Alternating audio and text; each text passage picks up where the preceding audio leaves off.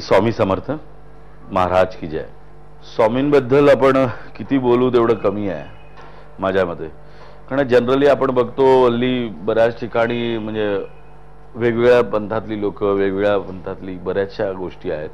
पण स्वामींकडे एक गोष्ट नक्की आहे की अंधश्रद्धा अजिबात नाहीये. तुम्ही एक श्रद्धा पाळायला पाहिजे त्यांच्याबद्दल. आणि आम्ही तेच करत असतो की स्वामींचं एक स्मरण करतो, नाव घेतो.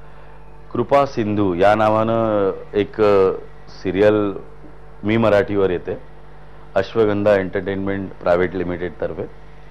तर तुम्ही सगळ्यांनी पाहावी.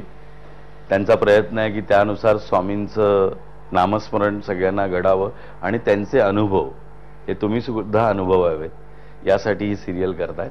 तर त्यासाठी मी माझ्या शुभेच्छा आणि माझ्या वतीनं तुमच्याही शुभेच्छा मी त्यांना देतो.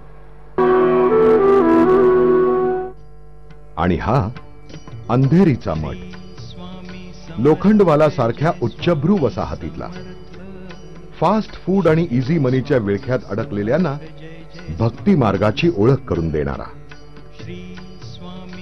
हम अपनी मर्जी के मालिक हैं असं चिंतोपंत टोळांना ठणकावून सांगणारे स्वामी इथे आले, तेही आपल्याच मर्जीनं. वालावलकरांच्या स्वप्नात एक दिवस अचानक स्वामींची स्वारी आली आणि म्हणाली, ही जागा विकत घे आणि इथे माझा मठ बांध.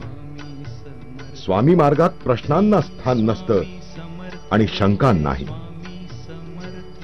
वालावलकरांनी ऐपत नसताना जागा घेतली आणि मुठभर आकाराचं मंदिर बांधलं.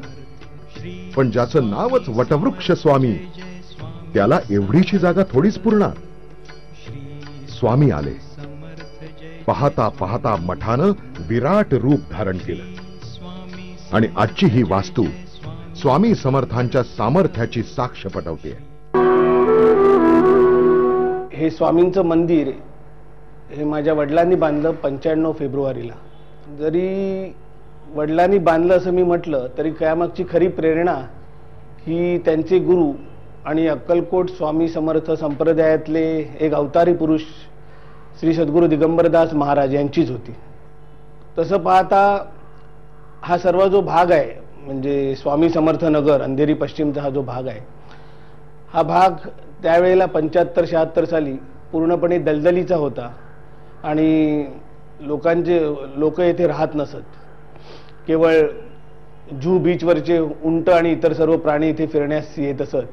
बाकी 4 बंगल्याच्या पुढे वस्ती नव्हती. आणि अशा वेळेला या जमिनीचा विकास करण्याचं किंवा ही जमीन विकसित करण्याचं काम माझ्या वडिलांनी यावेळी घेतलं होतं त्यांच्या गुरूंच्या सांगण्यावरून. आणि आमची कंपनी समर्थ डेव्हलपमेंट कॉर्पोरेशन या कंपनीच्या थ्रू त्यांनी हे काम सुरू केलं. दिगंबरदास महाराजांनीच सांगितलं होतं किंवा मी असेन किंवा नसेन, परंतु जेव्हा या भागाची डेव्हलपमेंट बरीचशी पूर्ण होईल त्यावेळेला येथे मोठं स्वामींचं मंदिर बांधा. त्याप्रमाणे 95 साली दिगंबरदास महाराजांचे उत्तराधिकारी श्री काका महाराज यांच्या प्रेरणेने आणि त्यांच्या ॲक्च्युअली सहभागाने हे मंदिर इथे उभं राहिलं.